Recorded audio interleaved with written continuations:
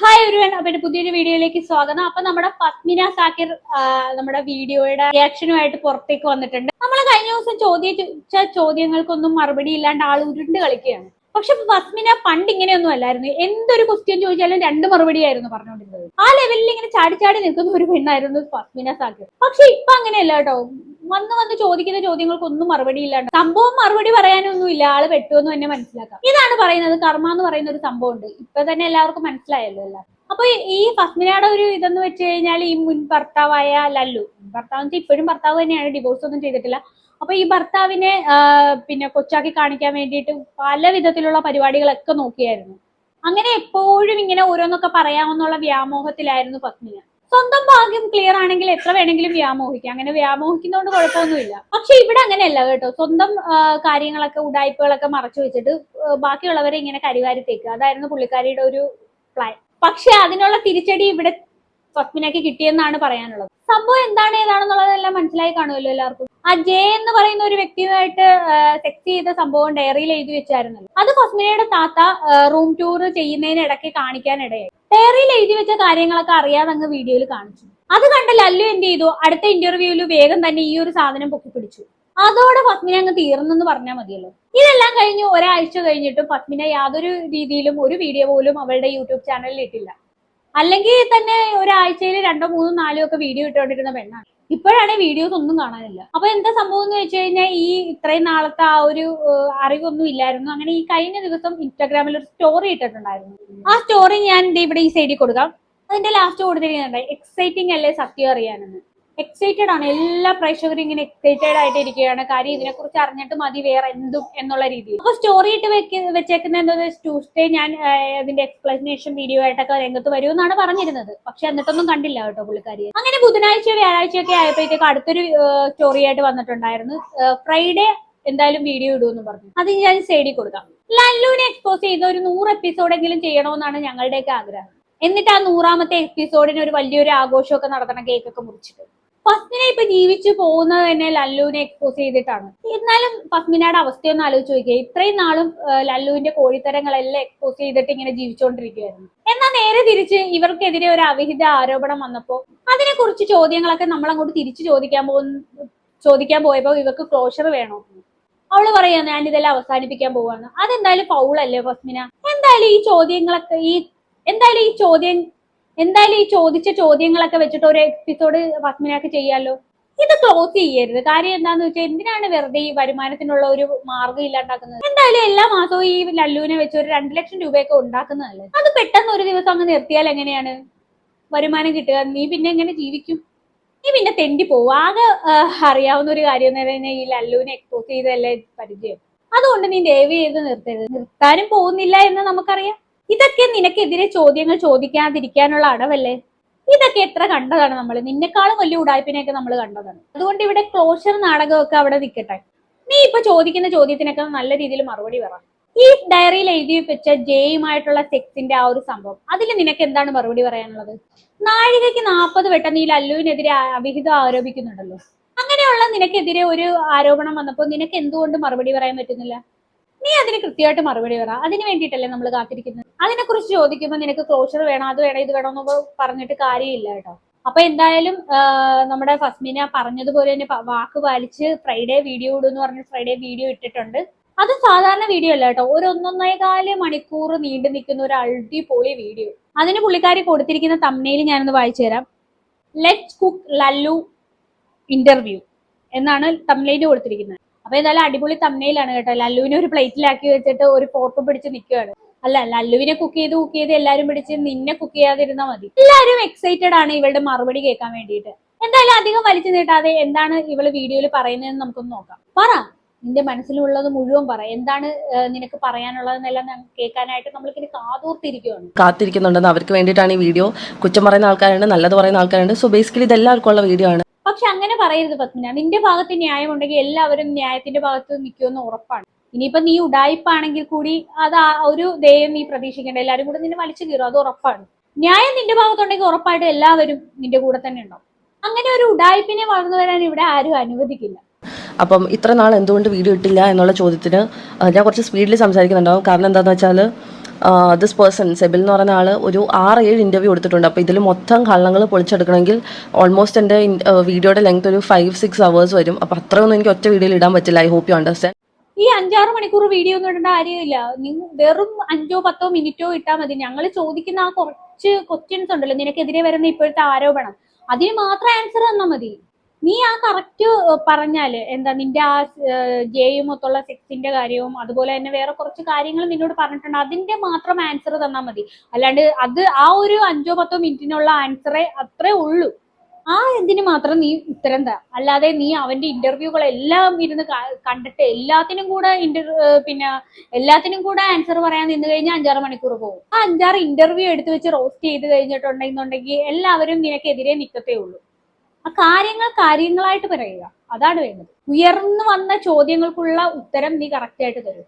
അതുകൊണ്ട് നീ 5-6 മണിക്കൂർ 5-6 മണിക്കൂറുള്ള വീഡിയോ എടുത്ത് ഇങ്ങനെ കഷ്ടപ്പെടണമെന്നില്ല. നിന്റെ ഭാഗത്ത് ന്യായം ഉണ്ടെങ്കിൽ നീ 5-6 മണിക്കൂർ അല്ല 10 മണിക്കൂർ ആണെങ്കിലും ഒരു വീഡിയോ ചെയ്താൽ ഞങ്ങൾ എല്ലാവരും നിന്റെ കൂടെ തന്നെ നിൽക്കും. നിന്റെ ഭാഗത്ത് ന്യായം ഉണ്ടെങ്കിൽ മാത്രം. നീ ആ സ്റ്റാറ്റസിൽ എന്തോ പറഞ്ഞത്, എല്ലാത്തിനുള്ള ക്ലാരിഫിക്കേഷൻ തരാം അങ്ങനെ ഇങ്ങനെയാന്നൊക്കെ അല്ലേ പറഞ്ഞത്. ഒറ്റൊരു വീഡിയോയിൽ തീർക്കാനുള്ളത് ഈ പാർട്സ് ആയിട്ട് തീർക്കുന്ന എന്തിനാ? ശേഷം ഉളുപ്പുണ്ടോ? കുറച്ചെങ്കിലും പറഞ്ഞ വാക്കിനുള്ള വില അത് നീ തരുന്നുണ്ടോ?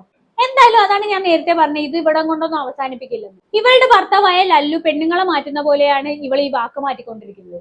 ആദ്യം ഒന്ന് പറയും, പിന്നെ അത് ഡിലീറ്റ് ചെയ്തിട്ട് വേറൊന്ന് പറയും. ഇവളുടെ വിചാരം ഈ പറഞ്ഞ കാര്യങ്ങളൊക്കെ ഇങ്ങനെ എഴുതി വിട്ട വാക്കുകളൊക്കെ ഡിലീറ്റ് ചെയ്ത് കഴിഞ്ഞു കഴിഞ്ഞാൽ ആൾക്കാരും അതങ്ങ് മറന്നു പോകുന്നതാണ്. അതുകൊണ്ടാണ് ഓരോന്ന് പറഞ്ഞ് വീഡിയോ ചെയ്തിട്ട് പിന്നെ അതങ്ങ് ഡിലീറ്റ് ചെയ്യുന്നത്. ഓരോ പോസ്റ്റ് ഇടുന്ന കാര്യമാണ് കേട്ടോ ഞാൻ പറഞ്ഞത്. എന്തിനാണ് ഇങ്ങനെ ഉടായ്പായിട്ട് നടക്കുന്നത്? ആരെയാണ് ഈ പറ്റിക്കാൻ നോക്കുന്നത്? നിന്നെക്കാളും വലിയ ഉടായ്പിനെ ഞങ്ങൾ എല്ലാവരും കണ്ടിട്ടുണ്ട്, കണ്ടം വഴി ഓടിച്ചു വിട്ടിട്ടുണ്ട്. എന്നാലും ബാക്കിയും കൂടെ കേൾക്കാം. കൊടുത്തേക്കുന്ന ഇൻ്റർവ്യൂ, ഇന്നലെ വരെ കൊടുത്തേക്കുന്ന ഇൻ്റർവ്യൂയുടെ ഭാഗം വെച്ചിട്ട് ഞാൻ ഈ ക്ലോഷർ ചെയ്യുന്നതായിരിക്കും. എല്ലാ കാര്യവും ഇതിൽ വരും. ഡയറിയുടെ കാര്യം, നിങ്ങൾക്ക് അറിയേണ്ട കാര്യങ്ങൾ, എൻ്റെ ലൈഫിൽ ഇപ്പോൾ ആരെങ്കിലും ഉണ്ടോ ഇല്ലേ, പിന്നെ എന്തൊക്കെ ഡ്രഗ്സിൻ്റെ കാര്യങ്ങൾ, പിന്നെ വന്നേക്കുന്ന എല്ലാ കാര്യങ്ങൾക്കും നമ്മൾ ഉത്തരം തരാൻ പോവുകയാണ്. ആരും പേടിക്കേണ്ട, ഒരു കാര്യം ഞാൻ മുക്കാൻ പോകുന്നില്ല. Don't worry. എന്തിനു വറി ചെയ്യണം? പേടിക്കേണ്ടത് ഞങ്ങളല്ലോ, നീയല്ലേ. നീ നല്ലോണം പേടിക്കണം. കാര്യം നിനക്കെതിരെ വന്ന അവിഹിത ആരോപണത്തിൽ ഉത്തരം തന്നില്ലെങ്കിൽ നീ നന്നായിട്ട് പേടിക്കണം. ഇല്ലാന്നുണ്ടെങ്കിൽ നീ എന്തായാലും പറക്കും എയറിൽ. ആ എയറിൽ നിന്ന് താഴെ ഇറങ്ങാന്ന് വിചാരിക്കാൻ നോക്കിക്കഴിഞ്ഞാൽ അത് പ്രതീക്ഷിക്കേ വേണ്ട. So this is a video where I'm going to talk about the first part. അതായത് ഇൻ്റർവ്യൂ റിയാക്ഷൻ ഞാൻ ചെയ്യാൻ പോവുകയാണ്. ഇൻ്റർവ്യൂ റിയാക്ഷൻ അല്ല, ഇറ്റ്സ് നോട്ട് എ റിയാക്ഷൻ. സത്യം പറഞ്ഞാൽ റിയാക്ഷൻ അല്ല, പറഞ്ഞേക്കുന്ന കാര്യങ്ങൾക്ക് ഞാൻ ക്ലാരിറ്റി വരുത്തുന്നു. എനിക്ക് കുറച്ചധികം കാര്യങ്ങൾ കാണിക്കാനുണ്ട്. അപ്പോൾ ഇത് കാണിക്കുമ്പോഴത്തേക്കും ഇതിൽ ആരെങ്കിലും ബാധിക്കുമോ ഇല്ലയോ എന്നൊന്നും എനിക്കറിയത്തില്ല. പക്ഷേ ഞാൻ കാണിക്കാൻ പോകുന്ന ആൾക്കാരൊക്കെ എന്നോട് തെറ്റ് ചെയ്തേക്കുന്ന, എന്നോട് റോങ് ചെയ്തേക്കുന്ന ആൾക്കാരാണ്. സോ ഇതിൽ ഫേസ് റിവീൽ ആവാണ്ടിരിക്കുക അതൊന്നും ഞാൻ നോക്കുന്നില്ല. റിവീൽ ആക്കരുതെന്ന് പറഞ്ഞ് ചെയ്തേക്കുന്ന കാര്യങ്ങൾ ഞാൻ റിവീൽ ആക്കുന്നില്ലെന്നല്ല, ഐ വിൽ ഹൈഡ് ഇറ്റ്, അത്രേ ഉള്ളൂ. അല്ലാത്ത കാര്യങ്ങൾ ഞാൻ അങ്ങനെ തന്നെ ഇടാൻ പോവാണ്. ഞാനൊന്നും നോക്കുന്നില്ല ഇനി. അതാണ് എനിക്ക് ബേസിക്കലി പറയാനുള്ളത്. അതാണ് ഞാൻ അതുകൊണ്ട് ഉദ്ദേശിച്ചത്. End of the note. So എന്തുകൊണ്ട് ഇത്ര നാളും വീഡിയോ ഇട്ടില്ല? First question. എന്തുകൊണ്ട് ഇത്ര നാളും വീഡിയോ ഇട്ടില്ലെന്ന് വെച്ചാൽ I didn't have a phone. അതായത് ഞാനിപ്പോൾ വീഡിയോ എടുക്കുന്ന എൻ്റെ ഫോണിലാണ്. അപ്പോൾ ഇത് നോക്കി സംസാരിക്കാൻ വേറൊരു ഫോൺ വേണം. എനിക്ക് അങ്ങനെ ഒരു ഫോൺ ഇല്ലായിരുന്നു. ഇപ്പോൾ ഞാൻ പുതിയൊരു ഫോൺ എടുത്തിട്ടുണ്ട്. ഓഹോ, അപ്പൊ അത് ശരി, ഫോൺ ഇല്ലാത്തതുകൊണ്ടായിരുന്നു കേട്ടോ ഇത്രയും നാളും വീഡിയോ ചെയ്യാൻ, അല്ലാണ്ട് മറുപടി ഇല്ലാഞ്ഞിട്ടല്ല. അല്ല, നീ ആരെയാണ് ഈ പറ്റിക്കാൻ നോക്കുന്നത്? ഇത്രയും നാളും നീ വീഡിയോ ചെയ്തപ്പോൾ ഫോണിന്റെ ആവശ്യമൊന്നും ഇല്ലായിരുന്നു. ഇപ്പൊ എവിടെ നിന്നാണ് ഈ ഫോണിന്റെ പ്രശ്നം പൊട്ടിമുളച്ചു വന്നത്? ആരെയാണ് ഈ മണ്ടന്മാരാക്കാൻ നോക്കുന്നത്? എന്തായാലും അതൊന്നും സാരിയില്ല, ബാക്കി കൂടെ കേൾക്കാം.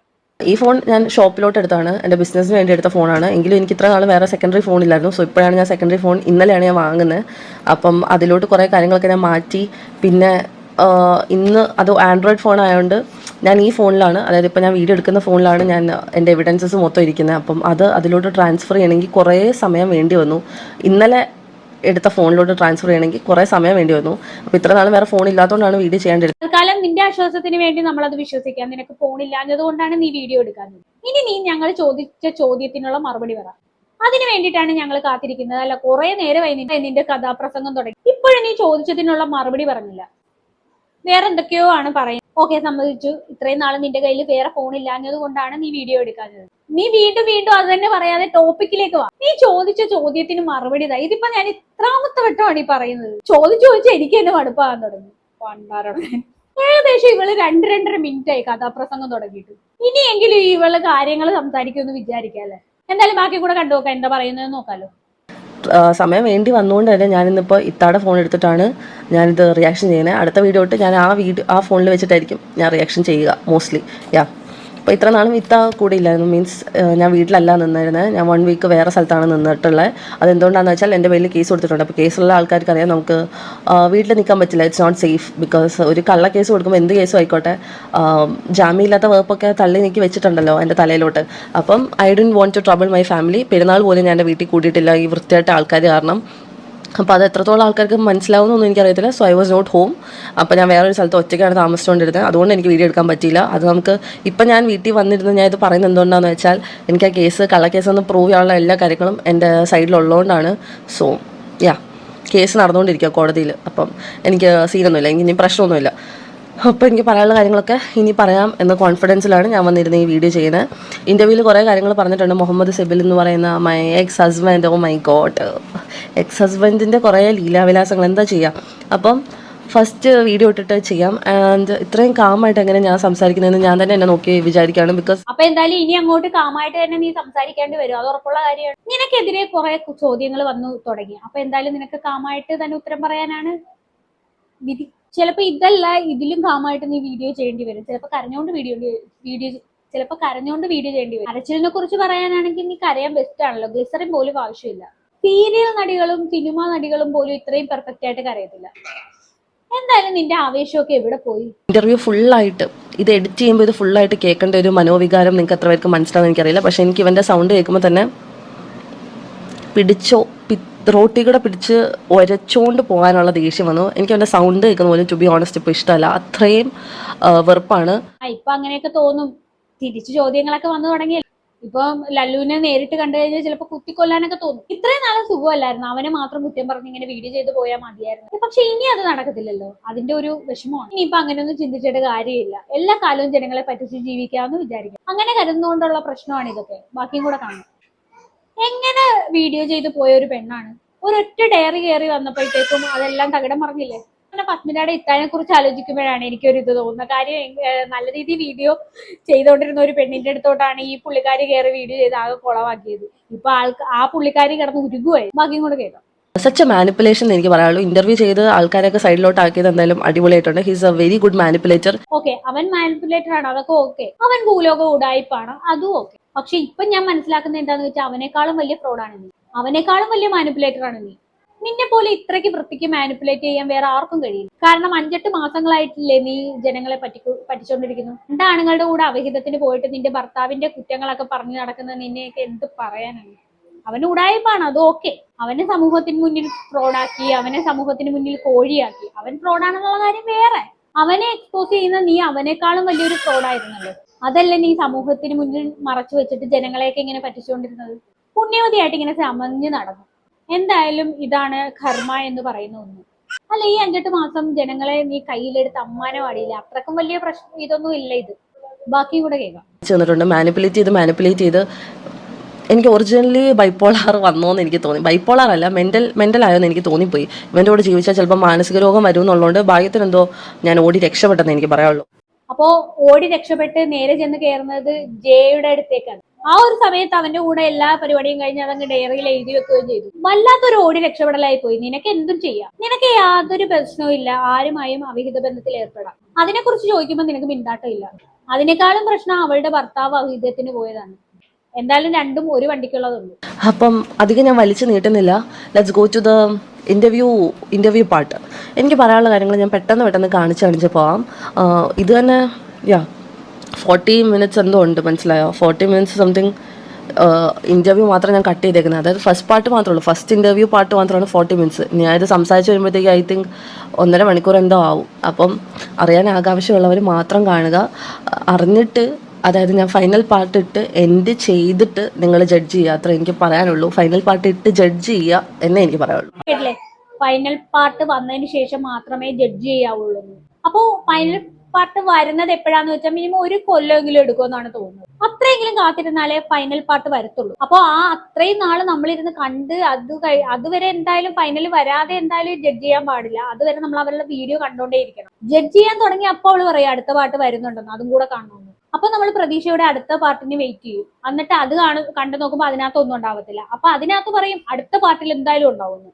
ഓരോ ജഡ്ജ്മെന്റ് വരുമ്പോഴും പറയും അടുത്ത പാർട്ടിനായിട്ട് കാത്തിരിക്കാൻ. ഫൈനൽ പാർട്ട് എന്ന് പറയുന്ന ഒരു സംഭവം ഉണ്ടാവത്തില്ല. ഇങ്ങനെ നീണ്ട് നീണ്ട് നീണ്ട് നീണ്ട് മെഗാ സീരിയൽ പോലെ അങ്ങ് പോകും. നമ്മൾ ചോദിച്ച ചോദ്യത്തിനുള്ള മറുപടി പറയാൻ കയ്യിൽ എന്തെങ്കിലും വേണ്ടേ? അതുകൊണ്ടാണ് ഇങ്ങനെ പാർട്ട് പാർട്ടായിട്ട് പോകും. ഇതെല്ലാവരെയും പറ്റിക്കാനുള്ള ഒരു ഐഡിയ ആണ് ഈ പാർട്ടുകളി എന്ന് പറയുന്നത്. ഇങ്ങനെ ഓരോ പാർട്ട് പാർട്ടാക്കി നോക്കിക്കഴിഞ്ഞാൽ നമുക്ക് ജഡ്ജ് ചെയ്യാൻ പറ്റത്തില്ലല്ലോ. അത് പറയുമ്പോൾ തന്നെ അവർ പറയും ഇല്ല അടുത്ത പാർട്ടിൽ എന്തായാലും ഓരോ കാര്യങ്ങൾ പറയും, ഫൈനൽ പാർട്ട് വരട്ടെ, അതുവരെ വെയിറ്റ് ചെയ്യൂ, കാത്തിരിക്കൂ എന്നൊക്കെ ആയിരിക്കും പറയുന്നത്. നീ ആരെയാണ് ഈ പറ്റിക്കുന്നത്? വല്ലാണ്ട് അങ്ങ് പറ്റിക്കാൻ നോക്കല്ലേ.